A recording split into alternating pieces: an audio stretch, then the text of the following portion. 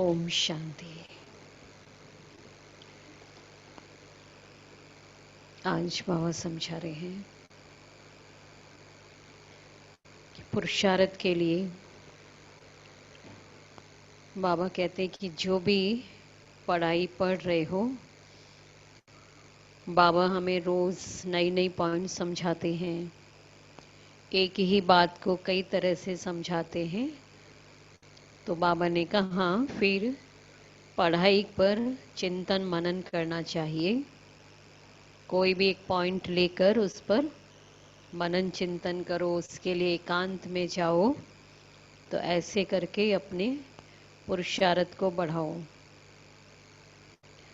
और बाबा ने कहा कि ऐसा पुरुषार्थ करते करते जब कर्मेंद्रियां हमारी एकदम शांत हो जाएंगी, कंट्रोल हो जाएंगी, तभी क्या कहेंगे कि अभी हम एकदम अपने संपन्न स्थिति को प्राप्त कर रहे हैं। तो इसलिए बाबा ने आज पढ़ाई पर भी ध्यान खिंचाया और अपने चार्ज को ध्यान रखो, पुरुषार्थ को कैसे बढ़ाएं वो भी समझा रहे हैं। और बहुत चिट चैट भी कर रहे हैं बच्चों के साथ श्री कृष्ण को लेकर के। और तो ऐसे रमणीक तरीके से भी बाबा समझा रहे हैं। तो सुनेंगे बाबा के महावाक्य। बाबा ने कहा, मीठे बच्चे, जब समय मिले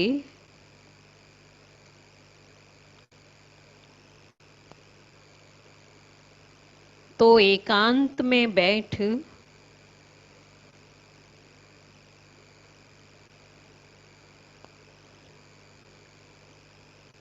विचार सागर मंथन करो।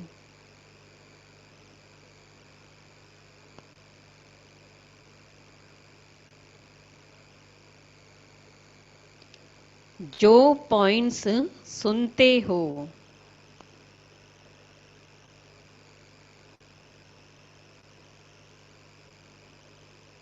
उसको रिवाइज करो।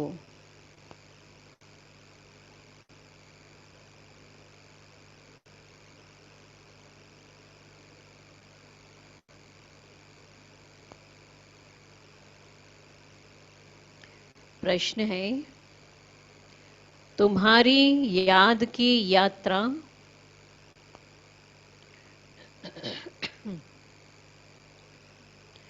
पूरी कब होगी?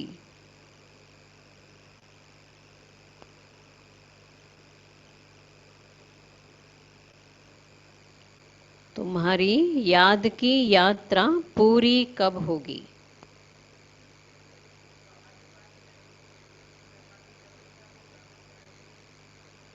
कर्मातीत अवस्था को प्राप्त करेंगे तब। और कर्मेंद्रियां शांत हो जाएंगे।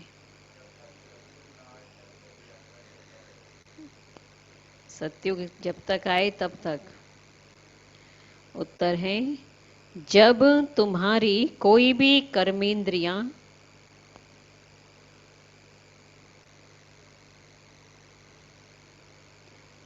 धोखा न दें।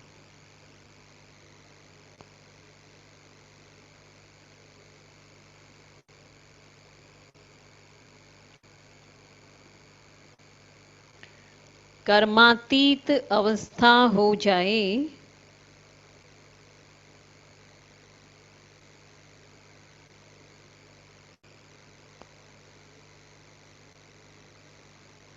तब याद की यात्रा पूरी होगी।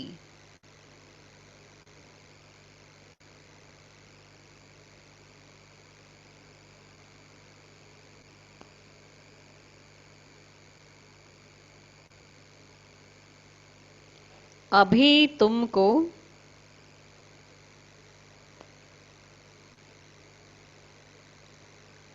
पूरा पुरुषार्थ करना है।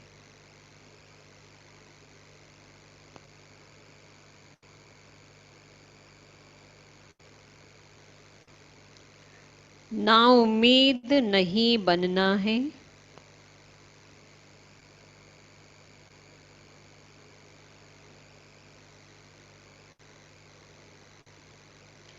सर्विस पर तत्पर रहना है।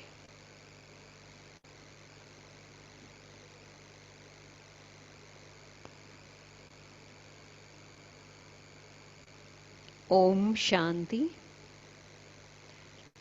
बाबा कहते हैं, मीठे मीठे बच्चे आत्म अभिमानी होकर बैठे हो। पहले ही बाबा स्मृति दिला देते हैं, भूले रहते हैं ना तो याद दिला देते हैं। बच्चे समझते हैं ना कि आधा कल्प हम देह अभिमानी रहे हैं।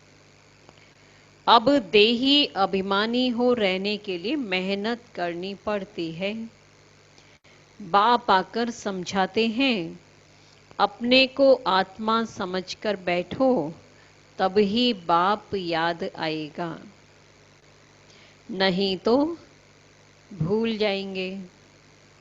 याद नहीं करेंगे तो यात्रा कैसे कर सकेंगे, पाप कैसे कटेंगे, घाटा पड़ जाएगा।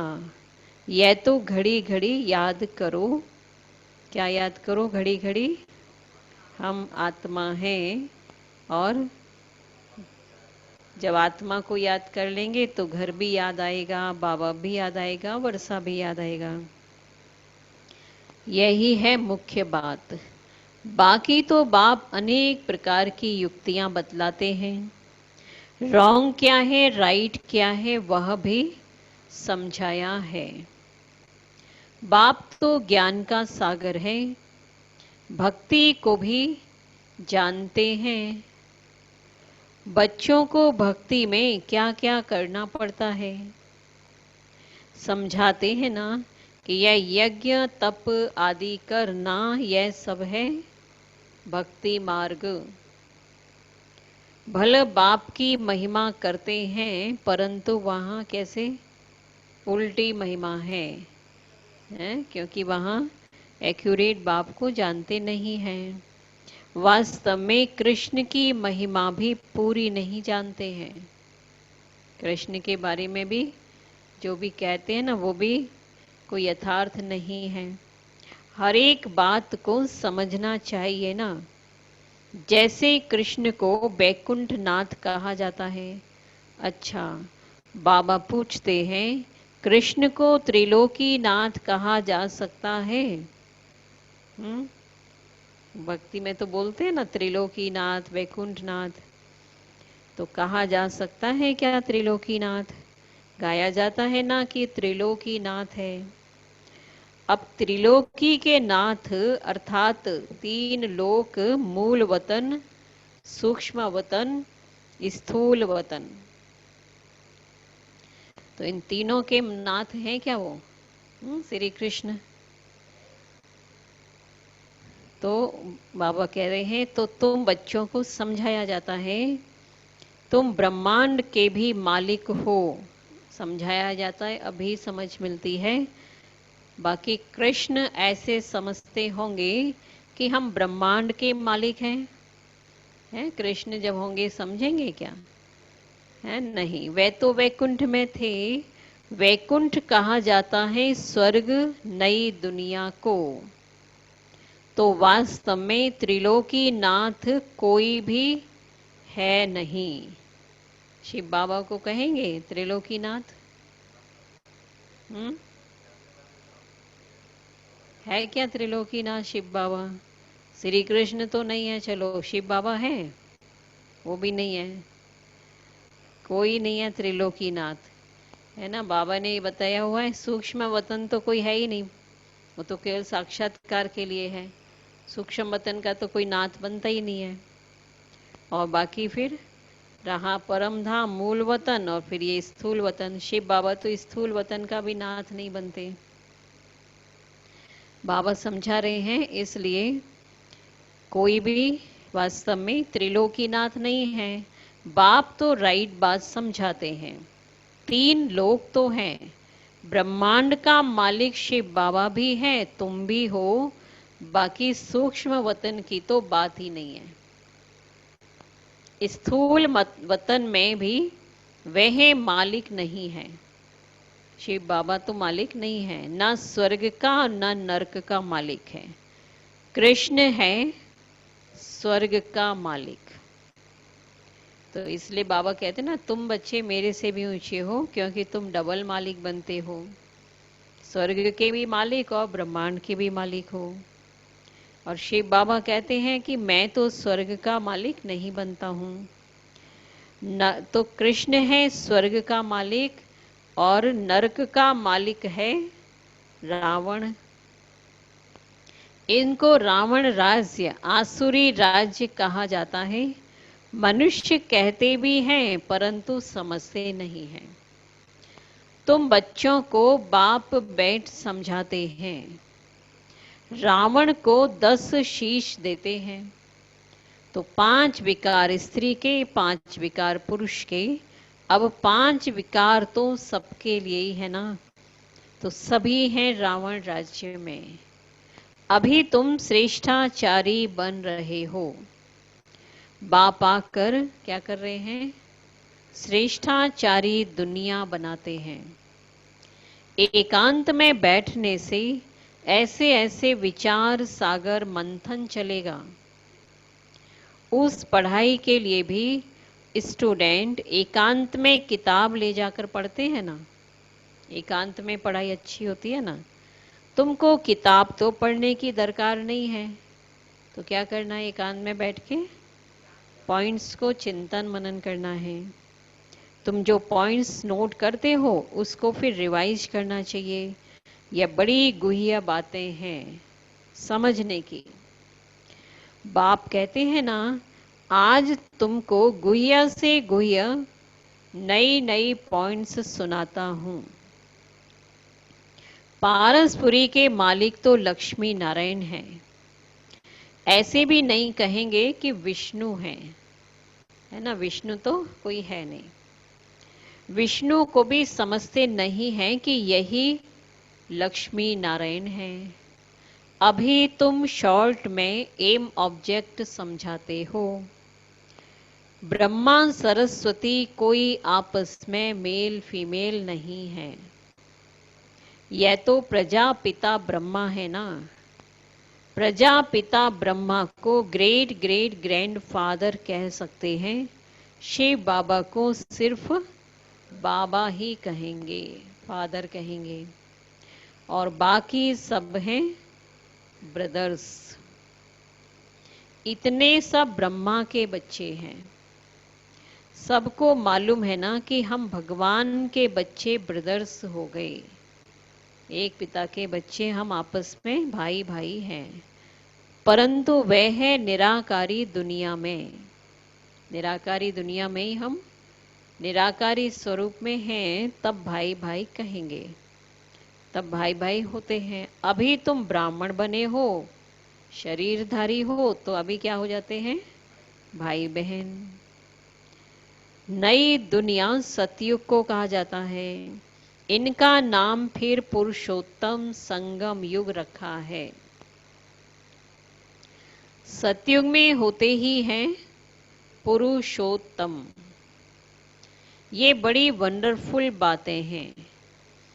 तुम नई दुनिया के लिए तैयार हो रहे हो। इस संगम युग पर ही तुम पुरुषोत्तम बनते हो। उत्तम से उत्तम पुरुष आत्मा बन रहे हो। कहते भी है ना कि हम लक्ष्मी नारायण बनेंगे, हैं तो मनुष्य सृष्टि में सर्वोच्च है कौन? सर्वोत्तम लक्ष्मी नारायण। इसलिए लक्ष्य सामने लाते ना कि हम ये बनेंगे, तो ये हैं ही सबसे उत्तम पुरुष। उन्हों को फिर देवता कहा जाता है। उत्तम से उत्तम नंबर 1 है लक्ष्मी नारायण। फिर नंबर वार तुम बच्चे बनेंगे। सूर्यवंशी घराने को उत्तम कहेंगे। नंबर 1 तो है ना वो। फिर आहिस्ते आहिस्ते कला कम होती जाती है, धीरे धीरे नीचे उतरते हैं, तो उत्तम से फिर मध्यम, फिर कनिष्ठ बन जाते हैं। अभी तुम बच्चे नई दुनिया का मुहूर्त कर रहे हो। कोई नया मकान बनाते तो करते ना, मुहूर्त उद्घाटन करते हो। जैसे नया घर तैयार होता है तो बच्चे खुश होते हैं ना, बच्चों को ज्यादा खुशी होती है ना। मेहनत माँ बाप करते हैं, गार्जियन करते हैं मकान आदि बनाने की, और खुशी होती है बच्चों को कि बस अब जल्दी से जाएं नए घर में और अच्छे से रहेंगे। मुहूर्त भी करते हैं ना, तुम बच्चे भी नई दुनिया को देखकर खुश होते हो। होती है खुशी, दिखाई देती है नई दुनिया। और तुम भी मुहूर्त करते हो, लिखा हुआ भी है सोने के फूलों की वर्षा होती है। तुम बच्चों को कितना खुशी का पारा चढ़ना चाहिए। तुमको सुख और शांति दोनों मिलते हैं, दूसरा कोई नहीं है जिनको इतना सुख और शांति मिले।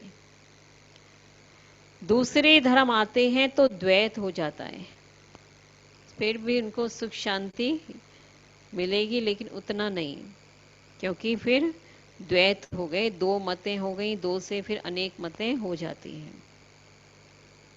तुम बच्चों को अपार खुशी है, हम पुरुषार्थ करके ऊंच पद पाएं। ऐसे भी नहीं कि जो तकदीर में होगा सो मिलेगा, पास होने होंगे तो हो जाएंगे। नहीं, बाबा ने कहा है कि हर बात में पुरुषार्थ जरूर करना है। पुरुषार्थ नहीं पहुंचता है तो कह देते हैं ना, है ना, ऐसे ही लोग कहेंगे कि जो नसीब में होगा मिल जाएगा। जो पुरुषार्थहीन बच्चे हैं ना वो कहेंगे ये, और उनका तो फिर पुरुषार्थ करना ही बंद हो जाता है। जो सामने नसीब को लाकर रखेंगे तो क्या पुरुषार्थ करेंगे। ठीक है, मिलना होगा तो मिल जाएगा, नहीं मिलना होगा तो नहीं मिलेगा, तो पुरुषार्थ ही नहीं करेंगे। बाप कहते हैं कि तुम माताओं को कितना ऊंच बनाता हूं।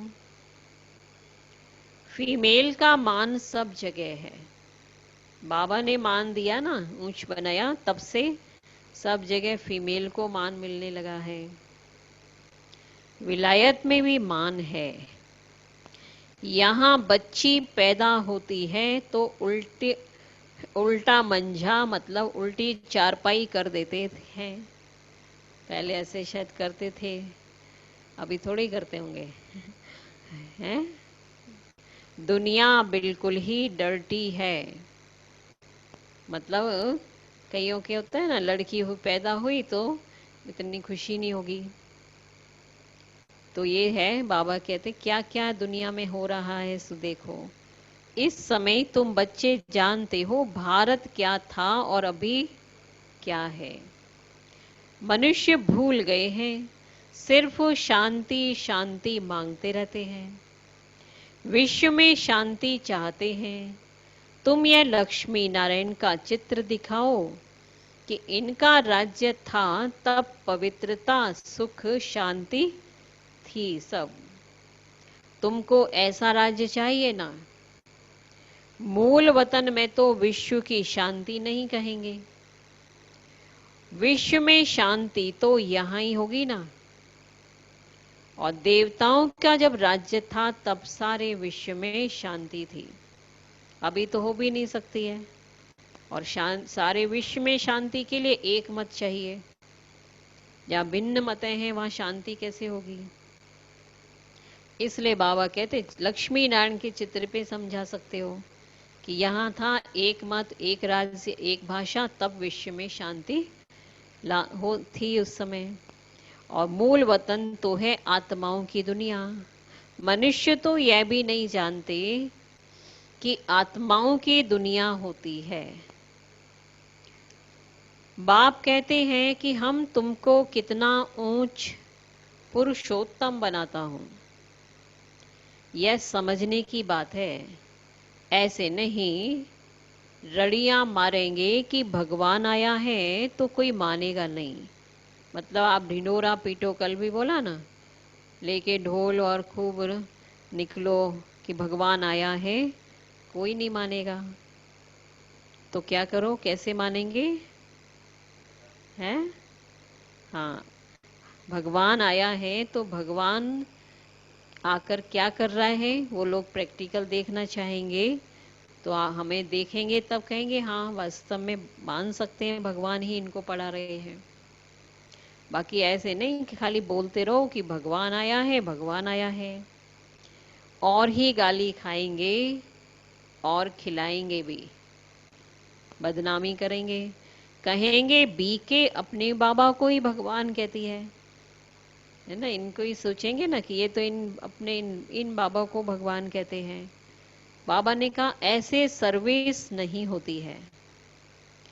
बाबा युक्ति बताते रहते हैं। कमरे में 8-10 चित्र दीवाल में अच्छी रीति लगा दो और बाहर में लिख दो, बेहद के बाप से बेहद सुख का वर्षा लेना है अथवा मनुष्य से देवता बनना है तो आओ हम आपको समझाएं। है ना, शुरुआत की बात है ना ये सब, कि जबकि वे ना इतना सेवा का भी कुछ विस्तार नहीं था, तो लोगों को बड़ा उमंग आता था जो भी बाबा के बच्चे बने, अरे भगवान आ गया तो सबको पता चलना चाहिए, तो कोई कोई निकल पड़ते थे ऐसे, खाली बोलते थे भगवान आया है भगवान आया चलो। इसलिए बाबा फिर समझाते थे कि बच्चे ऐसे थोड़ी होती है सेवा। तो ऐसे पहले भगवान ने आके क्या पढ़ाई पढ़ाई चित्र वगैरह है उसको लेकर के समझाओ। फिर कहेंगे ना लोग अच्छा ये समझानी तो कहीं नहीं सुनी थी, ये कौन समझा रहा है, तब बता सकते हो। इसलिए बाबा कहते हैं तो ऐसे करने से बहुत आने लग पड़ेंगे और आप ही आते रहेंगे। विश्व में शांति तो थी ना, अभी इतने ढेर धर्म हैं, तमो प्रधान दुनिया में शांति कैसे हो सकती है। विश्व में शांति वह तो भगवान ही कर सकता है ना। शिव बाबा आते हैं जरूर कुछ सौगात लाते होंगे। क्योंकि माँ बाप जब घर से बाहर से आते हैं ना तो बच्चों को याद करते हैं कि बच्चों के लिए कुछ खास सौगात लेकर जाएं। इसलिए बच्चे भी क्या कहेंगे, अच्छा शिव बाबा जब आएंगे परम धाम से आ रहे हैं तो जरूर तो कुछ सौगात तो लाएंगे ना। एक ही बाप है जो इतना दूर से आते हैं और ये बाबा एक ही बार आते हैं। इतना बड़ा बाबा 5000 वर्ष के बाद आते हैं, है ना। 5000 वर्ष के बाद तो खाली हाथ थोड़े आएंगे, कितने समय के बाद बच्चों के पास आ रहे हैं। क्या लाते हैं फिर, सौगात भी बहुत जबरदस्त लाते हैं, बहुत बड़ी, कोई और ला ही नहीं सकता ऐसा। मुसाफिरी से लौटते हैं तो बच्चों के लिए सौगात लेकर आते हैं ना। स्त्री का पति भी बच्चों का बाप तो बनते हैं ना, फिर दादा परदादा तरदादा भी बनते हैं। इनको तुम बाबा कहते हो, फिर ग्रैंड फादर भी होगा, ग्रेट ग्रैंड फादर भी होगा ना। सब बिरादरियां तो है ना। तो एडम आदिदेव ये भी नाम है, परंतु मनुष्य समझते नहीं हैं। तुम बच्चों को बाप बैठ समझाते हैं। बाप द्वारा सृष्टि चक्र की हिस्ट्री ज्योग्राफी को तुम जानकर क्या बन जा रहे हो, सृष्टि चक्र की हिस्ट्री ज्योग्राफी को जानकर चक्रवर्ती राजा बन रहे हो। चक्रवर्ती जो पूरे चक्र में आओगे। बाबा कितना प्यार और रुचि से पढ़ाते हैं, तो इतना पढ़ना भी चाहिए ना, है ना। बच्चों को पढ़ाई भी फिर पढ़नी चाहिए ना। चलो अभी तो याद करें बाबा को।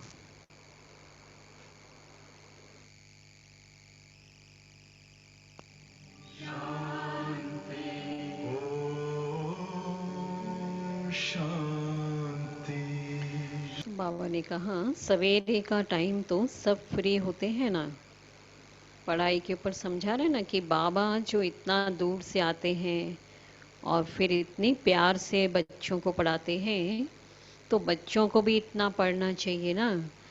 और सवेरे का टाइम तो सब फ्री होते हैं ना, सुबह का क्लास होता है तो आधा पौना घंटा मुरली सुनकर फिर चले जाओ।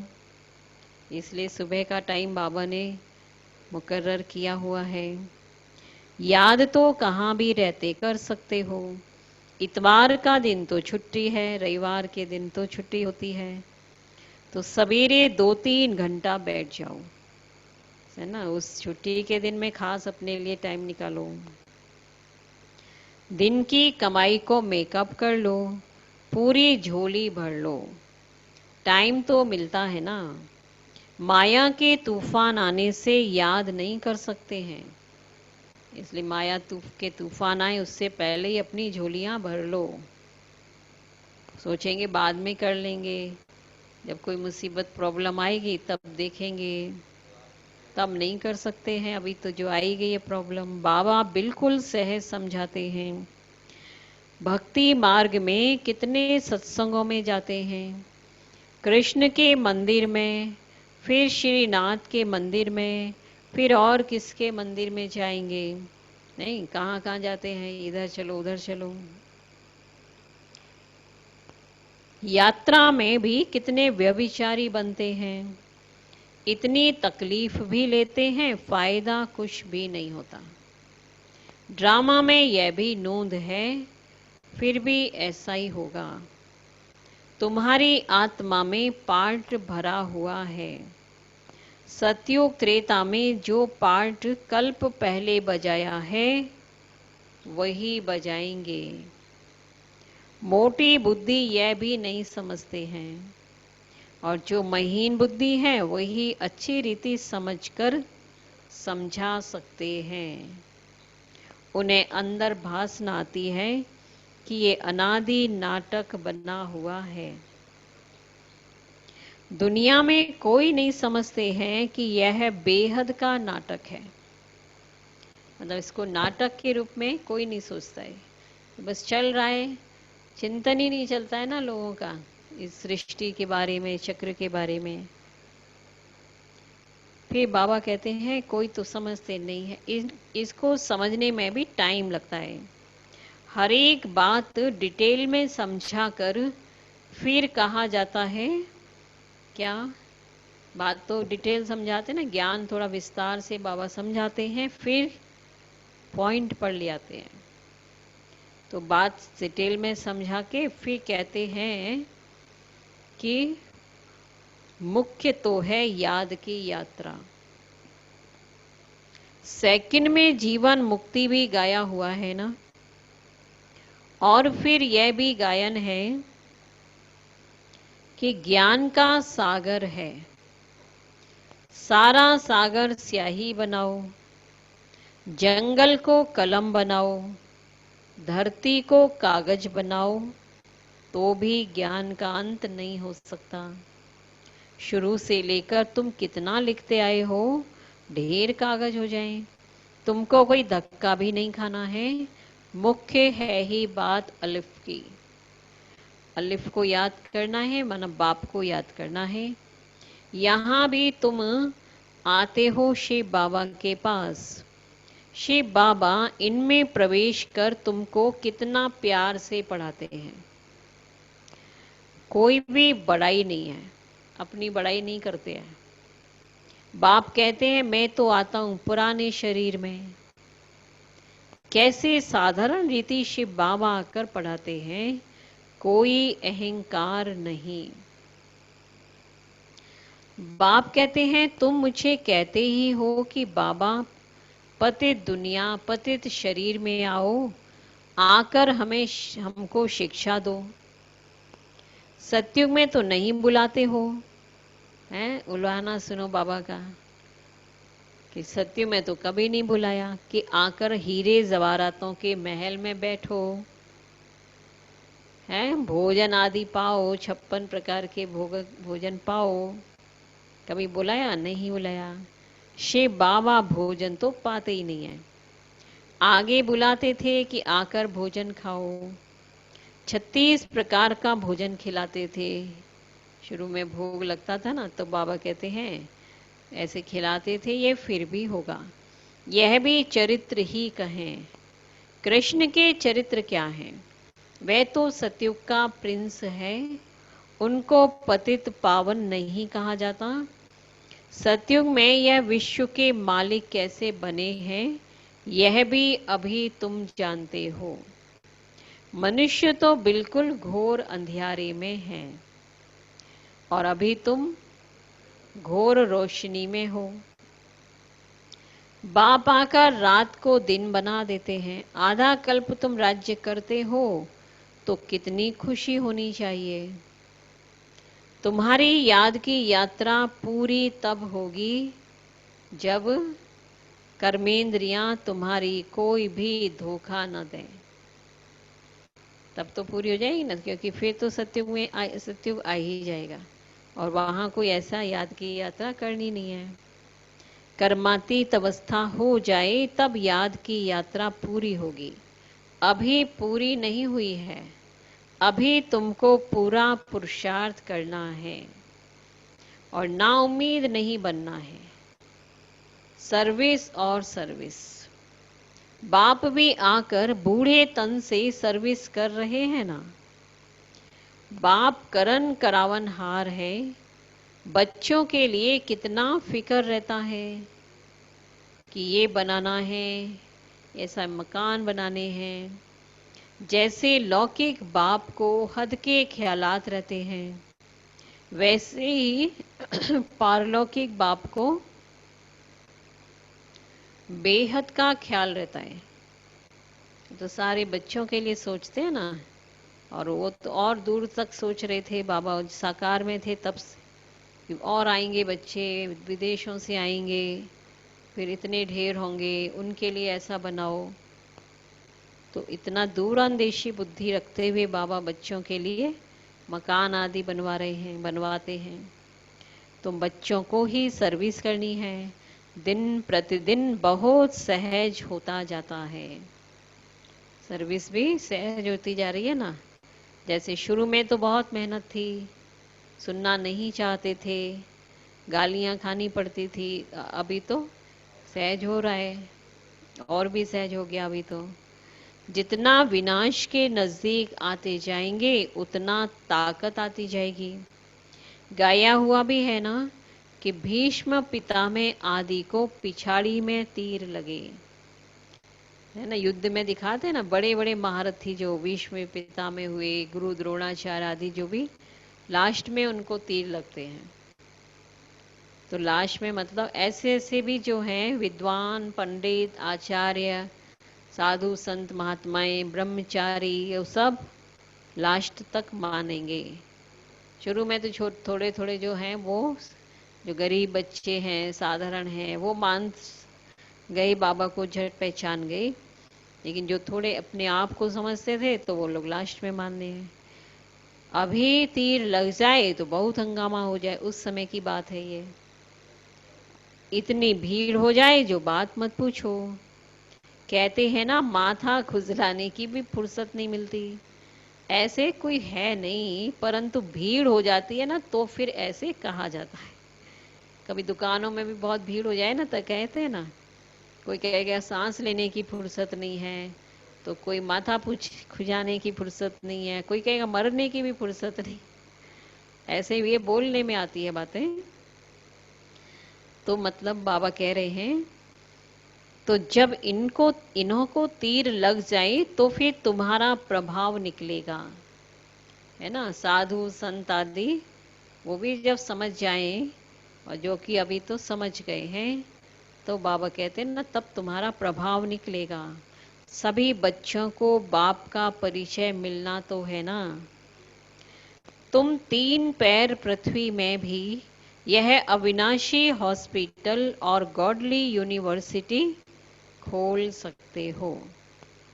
पैसा नहीं है तो भी हर्जा नहीं है, चित्र तुमको मिल जाएंगे। और सर्विस में क्या करना होता है? मान अपमान, दुख सुख, ठंडी गर्मी सब सहन करनी होती है ना। सर्विस के फील्ड में इसलिए सहन शक्ति की बहुत जरूरत है। कोई भी प्रकार की सेवा हो, चाहे वो स्थूल सेवा है, करुणा सेवा कर रहे हो, और या फिर किसी को ज्ञान सुनाने की कर रहे हो। अब ज्ञान सुनाएंगे, जरूरी नहीं है कि सब आपको बहुत मान देंगे, सभी कहेंगे हाँ बहुत अच्छा, आइए आइए। कोई गालियां भी देगा, कोई आपके बारे में उल्टा भी बोल देगा, तो सब सहन करना है। किसको हीरे जैसा बनाना कम बात है क्या? बाप कभी थकता है क्या? तो तुम क्यों थकते हो? अच्छा, मीठे मीठे सिक्के लधे बच्चों प्रति मात पिता बाप दादा का याद प्यार और गुड मॉर्निंग। रूहानी बाप की रूहानी बच्चों को नमस्ते। हम रूहानी बच्चों की रूहानी बाप दादा को याद प्यार गुड मॉर्निंग, नमस्ते नमस्ते नमस्ते। शुक्रिया बाबा, शुक्रिया। धारणा के लिए मुख्य सार नंबर 1। सवेरे के समय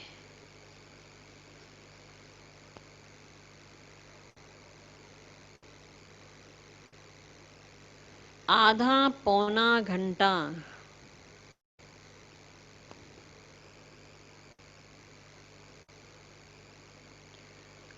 बहुत प्यार व रुचि से पढ़ाई पढ़नी है।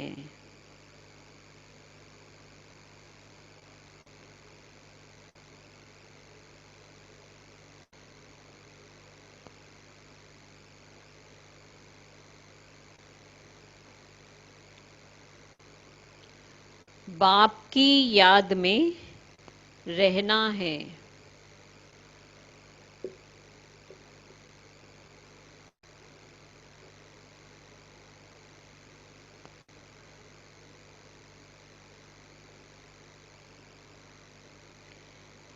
याद का ऐसा पुरुषार्थ हो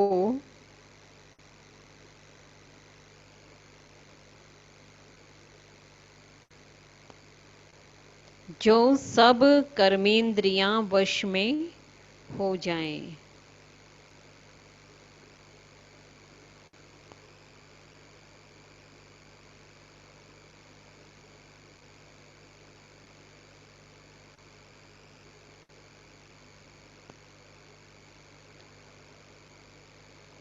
दूसरा नंबर है सर्विस में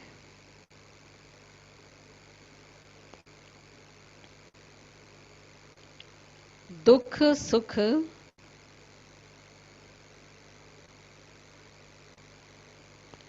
मान अपमान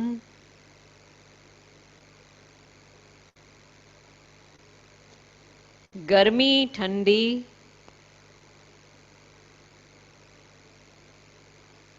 सब कुछ सहन करना है।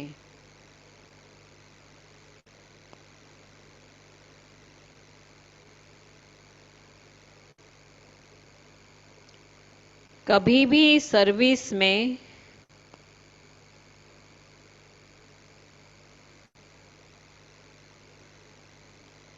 थकना नहीं है।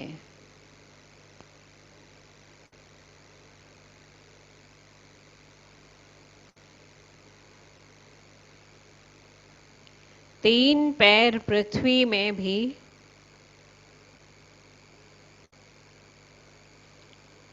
हॉस्पिटल कम यूनिवर्सिटी खोल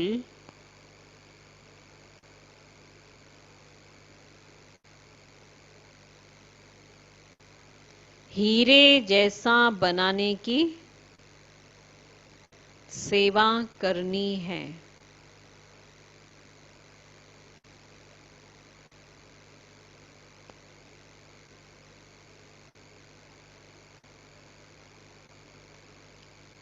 वरदान है सर्व शक्तियों की लाइट द्वारा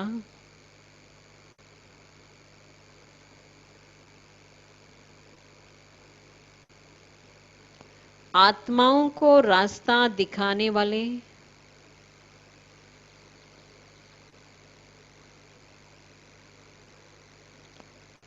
चैतन्य लाइट हाउस भव।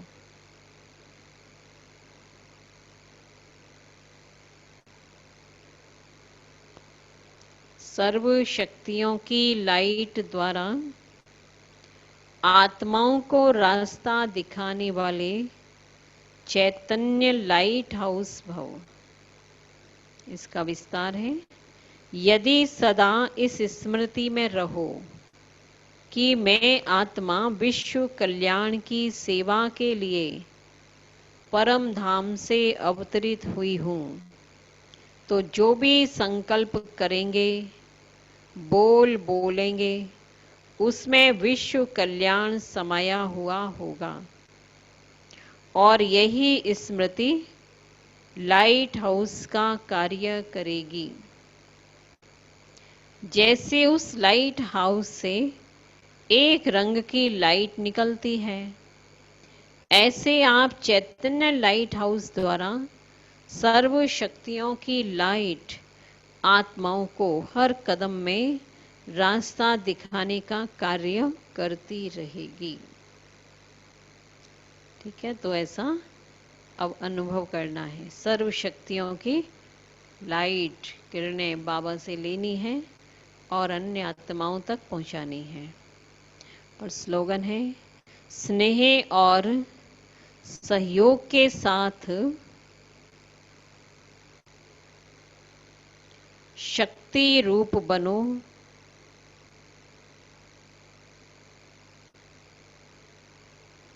तो राजधानी में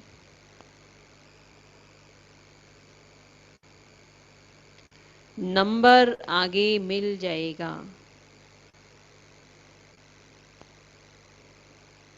स्नेह और सहयोग के साथ शक्ति रूप बनो, तो राजधानी में नंबर आगे मिल जाएगा।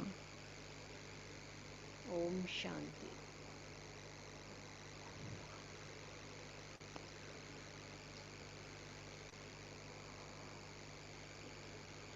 तो क्या इसके महावाक्य थे बाबा के?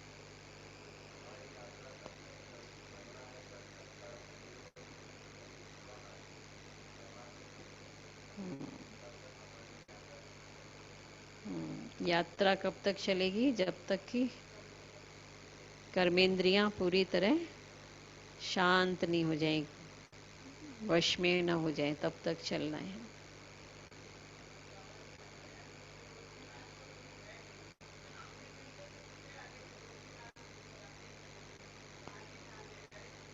बाबा को लगाते थे ना, अभी भी लगा सकते हैं, इसलिए कि तीनों लोगों की नॉलेज दी है। तीनों लोगों की नॉलेज के कारण हम बाबा की महिमा में त्रिलोकीनाथ भी कहते हैं। बाकी बनते नहीं हैं।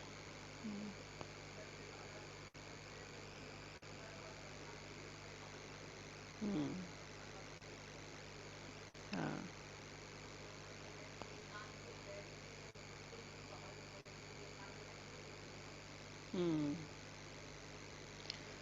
और एकांत में बैठ के चिंतन करो, विचार सागर मंथन करो।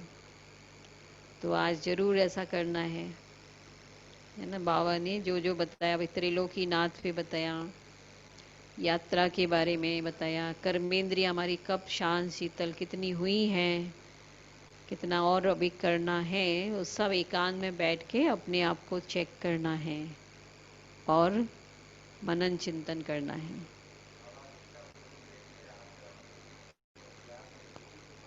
हाँ।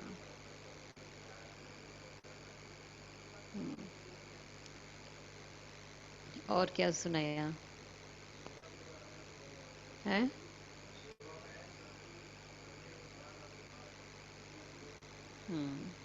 हाँ। सर्विस में मान अपमान, दुख सुख, निंदा स्तुति सब सहन करना है। सर्दी गर्मी भी सहन करना है, तब सेवा में आगे बढ़ सकते हैं और सेवा कर सकते हैं। और जो यही देखेंगे नहीं अभी तो बहुत सर्दी है, नहीं करेंगे, ठंडी है, गर्मी है, तो भी सेवा नहीं कर सकते। और फिर मान अपमान तो है ही, सहन करना ही है। तो सेवा में निकलने वालों को तो पहले से ये तैयारी कर लेनी चाहिए, मानसिक रूप से तैयार हो ही जाना चाहिए कि सेवा मतलब ही है सहन शक्ति का पूरा स्वरूप बनना। थोड़ा सा भी किसी ने कुछ बोल दिया, आपने ऐसा क्यों किया, तो बस उसमें ही हो गया, अपमान की फीलिंग आ गई। जब अपमान की फीलिंग आ गई तो वो भी सेवा नहीं कर सकते हैं, ब्रेक लग जाएगा। तो ये भी बहुत ध्यान खिंचाया बाबा ने कि सेवा के लिए क्या क्वालिटीज चाहिए। और क्या सुनाया दीपांकर भाई, क्या सुना है?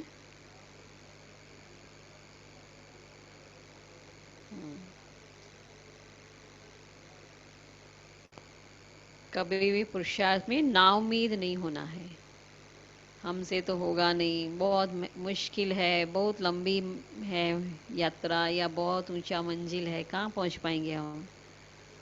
कभी भी ऐसा नाउम्मीद नहीं होना है। इसीलिए बोला ना, एकांत में बैठ के अपने से बातें करनी चाहिए कि हमें कौन मिला है। फिर दुनिया वालों को देखो कि दुनिया वालों का तो हालत क्या हो रही है आज। भगवान ही नहीं उनको तो मिला हो, और कोई उनको ऐसा धीरज देने वाला भी नहीं है, कोई ऐसी बातें बताने वाला भी नहीं है। और हमें तो कम से कम भगवान मिला, और भगवान हमें पढ़ा के ऐसा ऐसा समझानी दे रहे हैं जिससे आत्मा में शक्ति आ जाती है, हिम्मत आ जाती है। थोड़ा सा भी जो यदि कुछ ऐसा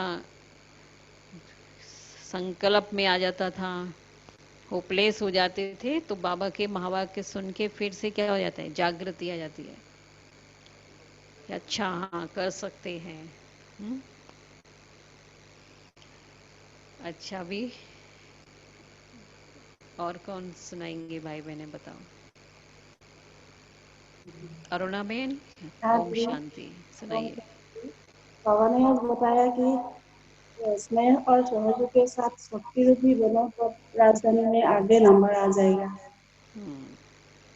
स्नेह और सहयोग के साथ शक्ति रूपी शक्ति रूप भी बनो, तभी नंबर आगे राजधानी। ले सकते हैं, ऐसा शक्तिशाली भी बनना है। ओम शांति दीदी। ओम शांति। आज बाबा ने कहा सवेरे के समय आधा पौना घंटा प्यार एवं रुचि से पढ़ाई कर रही है। आधा पौना घंटा प्यार से, बाबा भी इतना प्यार रुचि से पढ़ा रहे हैं, तो बच्चों को भी समय निकालना चाहिए। तो ये अच्छा है ना, सब समय जो निकाल रहे हैं उन्हों के लिए तो खुशी होगी आज की बाबा की पॉइंट सुन के कि हम तो निकाल रहे हैं समय। क्योंकि ऐसा लॉकडाउन का जो हो गया है ना माहौल, इसमें कई बच्चे तो अलबेले हो गए हैं, और कई बच्चे अभी भी अपने पुरुषार्थ में लगे हुए हैं। कई सोचते हैं चलो कोई बात नहीं है, बोली तो बाद में भी सुन लेंगे, तो वो कभी देर से भी उठ रहे होंगे, अभी तो कोई पूछने वाला भी नहीं है। लेकिन जो लोग यहाँ सामने दिखाई दे रहे हैं, तो कम से कम उनका तो इतना तो है ना कि हाँ वो टाइम पर जरूर उठते होंगे, तब तो टाइम पर क्लास भी कर पा रहे हैं। तो ये भी बाबा के जब महावाक्य ऐसे ऐसे सुनते हैं ना, और जो हम प्रैक्टिकल कर रहे होते हैं ना, तो अंदर में खुशी आ जाती है। और नहीं कर रहे होंगे ना तो आएगा, अरे हम तो कर नहीं रहे हैं, बाबा ने ऐसा बोल दिया है ना। हाँ, और कौन बता रहे हैं? अच्छा, विमलेश भाई बोलिए। बाबा बतलाए हैं पुरुषार्थी बचे हुए हैं जो पुरुषार्थ करना जानते हैं। ये नहीं बोलेंगे जो भाग्य में क्या लिखा था, भाग्य हमको नहीं करने दिया, ऐसा उनके मुख से नहीं निकलेगा। ऐसा नहीं करना है, पुरुषार्थ फर्स्ट, पीछे ड्रामा। ठीक है। तो आज देखिए, अभी हम लोगों को भी बहुत खुशी की बात सुनने को मिल रही है, देखने को मिल रही, जो बड़ी दीदी भी अभी हमारे सामने आ रहे हैं। तो भोग भी है ना आज, भोग लगेगा। तो बाबा कहते हैं पहले पुरुषार्थ, तो देखो दीदी भी लगी है पुरुषार्थ करने में कि नहीं आज तो मुझे जाना ही है। कल से ही पूरा पक्का कर रहे थे कि नहीं कल मुझे भोग लगाना है, क्लास में जाऊंगी, सब भाई बहनों से मिलना है। अभी दीदी आ रहे हैं ना, जब तक 2 मिनट योग में बैठेंगे सभी, ठीक है? आप योग कराइए जब तक।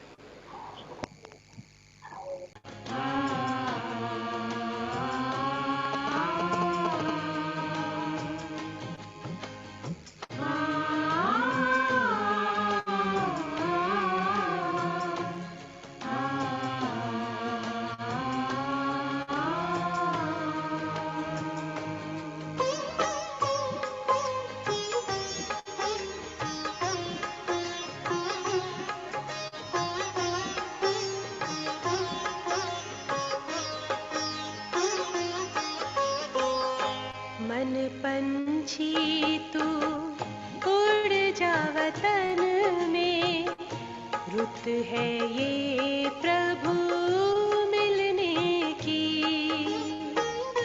मस्त पवन है महका चमन है, मस्त पवन है महका चमन है, बेला है मंगल मिलने की। मन पंछी तू उड़ जा वतन में, रुत है ये प्रभु मिलने की।